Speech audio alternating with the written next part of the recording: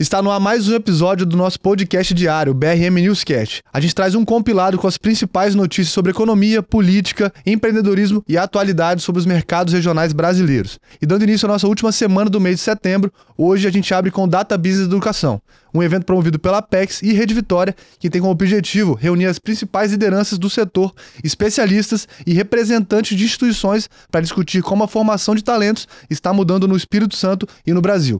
E o foco está claro: como a inteligência artificial atravessa toda a jornada educacional, da infância até o ensino superior e a formação profissional. O evento coloca na mesa metodologia, aprendizado e preparação dos jovens para os desafios do século XXI. E a conversa também mira o choque de competências, o que o mercado já exige de diferente. Como as escolas estão acelerando a digitalização e quais estratégias ajudam a deixar a educação mais conectada e relevante. O Data Business Educação acontece em 2 de outubro no Cinemark do Shopping Vitória. Quem quiser garantir lugar, o link de inscrição está na descrição do episódio. Perfeito, eu já deixo aqui o convite para quem nos ouve. Além de conteúdo, o evento é um ponto de encontro de quem está mexendo o ponteiro da educação. Vem muita referência prática de sala de aula e de gestão e tecnologia aplicada. E claro, a gente vai acompanhar tudo para trazer os highlights por aqui. E para iniciar o episódio de hoje, destaque para a Univale, uma das principais empresas de fretamento do Brasil, que acaba de cravar um contrato estratégico com a BYD na Bahia. A empresa vai operar o transporte de funcionários na nova fábrica de Camaçari. Começa com 75 veículos entre ônibus, micro-ônibus e vans. É um movimento que marca a entrada da Univale no setor automobilístico e amplia a presença em operações de grande escala. A BYD investe 5,5 bilhões de reais no complexo e projeta até 10 mil empregos diretos. Hoje, a Univale tem 1.600 colaboradores e uma frota de cerca de 750 veículos. Já atende mineração, papel e celulose, petroquímica e siderurgia com nomes como Vale, Cenibra e Uzi Minas. E agora adiciona um automotivo na carteira. E vale lembrar que em janeiro a empresa recebeu um aporte de 28 milhões de reais do fundo Apex Crescimento Mercados Regionais, reforçando a estratégia de expansão com projeção em crescimento anual entre 15% a 20% e um backlog acima de 1,3 bilhão de reais. E já que estamos falando do portfólio do fundo, vale o lembrete. Além da Univale, a Apex investe em empresas como Wine, Natufert, Yoga e Testify. Juntos, essas companhias somam faturamento acima de 2 bilhões de reais. É um sinal claro de escalar negócios locais com governança e capital. E continuando no Espírito Santo, o Estado colocou 12 empresas no valor 1000, posição que traduz a força exportadora e logística do Espírito Santo. No topo capixaba aparecem Ser Trading, Grupo Águia Branca e Timbro Trading. Também aparecem Columbia Trading, Savix, ES Gás, Cezan, Cora Saúde e Brametal. No café, 3 gigantes: Grupo Tristão, Natercop e Unicafé, com presença forte no ranking e agenda de expansão. Além da base local, o estado abriga operações de peso. A Louis Dreyfus comprou o Café Cacique em Linhares. A Suzano segue com player nacional de destaque com receita de 47,3 bilhões de reais em investimentos em tixo. E a Eringer tem fábrica em Viana, conectando o agro e insumos. E fechando o bloco do campo com números da safra capixaba, a Conab projeta 70 mil toneladas para 2024-2025, um crescimento de 4,1% na comparação com a temporada anterior. A área plantada caiu um pouco, mas a produtividade sobe para 2,8 mil quilos por hectare. O milho avança 5% e chega a mais de 62 mil toneladas. E agora falando de economia capixaba, o PIB do Espírito Santo cresceu 1,9% no primeiro semestre de 2025, acima do Brasil, que cresceu 1,4%.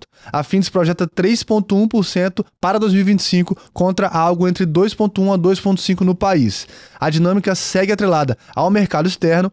Minério, petróleo e celulose enfrentam pressão de preço e o café é a exceção com tendência positiva de crescimento. E o câmbio joga contra exportadores com queda acumulada do dólar no ano. A saída aqui é ganhar em volume e eficiência e tem dado resultado. Pelas contas do Instituto Jones Santos Neves e do IBGE, o estado já teria avançado 3,8% no semestre, com alta de 2,3% apenas no segundo trimestre. E na energia, o Espírito Santo retomou a vice-liderança em produção de petróleo. Julho fecha com 211 mil barris por dia, acima de São Paulo e atrás apenas do Rio de Janeiro. O gás natural crescendo 66%. E os destaques para a produção offshore, puxada pela FPSO Maria Quitéria, no Parque das Baleias, e pela expansão da Shell nos campos de Abalone e Agronauta. E participação de 5,3% no petróleo nacional e 3% no gás. E uma projeção de crescimento até 2027 com movimentos da Petrobras, Prio, BW Energy e novas descobertas onshore. E falando de Petrobras, a empresa vai financiar parte de uma pesquisa na UFES que une hidrogênio e grafeno a partir da reforma a seco do gás natural com jato de plasma de CO2. A tecnologia, além de gerar hidrogênio, captura carbono em forma sólida de alto valor agregado. Um investimento total acima de 15 milhões de reais com equipamentos de ponta para os laboratórios de materiais carbonosos e de plasma térmico. O desafio é escalar a produção de hidrogênio com eficiência e um custo competitivo. A UFES é referência nacional em plasma térmico e abrir uma frente em grafeno conecta a pesquisa básica a aplicações industriais. Um bom exemplo de como a universidade e indústria podem encurtar o caminho entre laboratório e mercado. E vamos agora para o cenário nacional. O BTG Pactual e a Perfin vão ancorar aumento de capital na Cosan em 10 bilhões de reais. O objetivo é reforçar a estrutura financeira e reduzir a alavancagem da empresa. A operação acontece no menor preço da ação em 10 anos e deve cortar mais da metade da dívida corporativa, aliviando mais de 1,5 bilhão em despesa financeira anual. O conselho passa a ter 9 membros distribuídos entre Água Santa, BTG e Perfin. Enquanto isso, um estudo da FGV com dados da CVM mostra a conta salgada do day trade na pandemia. Quase 1 milhão de brasileiros operaram e acumularam perdas de 9,9 bilhões de reais. A taxa de dias negativos ficou acima de 96% do período pós-março de 2020. E a mensagem é direta: a gestão de risco e a educação financeira não devem ser opcionais. E agora falando de diplomacia e comércio, o presidente Lula e o primeiro-ministro Pedro Sanches conversaram por telefone e sinalizaram expectativa de assinatura do acordo da União Europeia com a Mercosul na cúpula de dezembro em Brasília. No plano de fundo, a escalada de tarifas e fricções com o comércio internacional. Também houve alinhamento pela solução de 2 estados no conflito de Gaza. Encontro presencial está marcado para dia 27 de setembro em Nova York, durante a Assembleia Geral da ONU. E a Fazenda divulgou números sobre a chamada herança de gastos de leis aprovadas no governo anterior. Destaque para o BPC e Fundeb, com impacto projetado de 227 bilhões de reais entre 2023 e 2026. Disputa narrativa à parte, o recado aqui é fiscal. O cobertor segue curto e a pressão por receita continua no radar. E falando sobre o sistema financeiro brasileiro, o Banco Central quer ampliar o prazo de bloqueio de transações de alto valor para a checagem de origem do dinheiro. Vem aí o bloqueio automático para chaves já bloqueadas no DICT e extensão do bloqueio cautelar para pessoas jurídicas com foco em MEIs. Em novembro, chega o MED 2.0 para rastrear recursos desviados por mais etapas, obrigatório a partir de fevereiro de 2026. E no setor de combustíveis, o sonegômetro do Instituto de Combustíveis Legal aponta mais de 10 bilhões de reais em evasão entre janeiro e setembro e perdas totais acima de 30 bilhões de reais quando somadas as fraudes. Do lado do comércio exterior, a CMN ajustou regras das linhas emergenciais do FGE para empresas afetadas pelas tarifas dos Estados Unidos. A ideia é reduzir a dupla penalidade e dar oxigênio para adaptação produtiva e busca de novos mercados. E agora falando de turismo e aviação, a movimentação em aeroportos bate recorde para agosto. São 11,2 milhões de passageiros, uma alta de 9,5% em relação a 2024. E de janeiro a agosto, 84,7 milhões. Se o ritmo seguir, o país fecha o ano com 130 milhões de viajantes. As companhias reforçaram malhas para a alta temporada, com foco no Nordeste e mais rotas no Sul e Sudeste. E abrindo a sessão de política, domingo foi dia de manifestações contra a PEC da blindagem e o PL da anistia em todas as capitais do Brasil.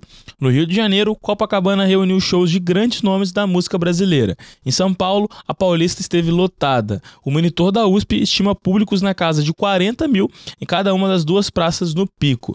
O efeito foi direto em Brasília. Parte dos deputados recuou do voto, pediu desculpas e tenta reabrir discussões sobre a pauta. E no xadrez de 2026, Tarcísio de Freitas vem lapidando o discurso com referências bíblicas para dialogar com o eleitorado evangélico. Estratégia que busca identidade emocional e narrativa de missão. E na pauta da anistia, Eduardo Bolsonaro, nos Estados Unidos desde março, subiu o tom contra qualquer texto que reduza penas. Defende apenas a anistia total e pressiona seu próprio campo político. E esse foi mais um episódio do BRM News, o seu podcast diário sobre tudo aquilo que movimenta a sua vida, seja em economia, política, inovação e tecnologia. A gente está aqui diariamente para trazer as novidades dos mercados regionais para você. Amanhã a gente está de volta com mais um episódio e desejamos a você uma ótima semana.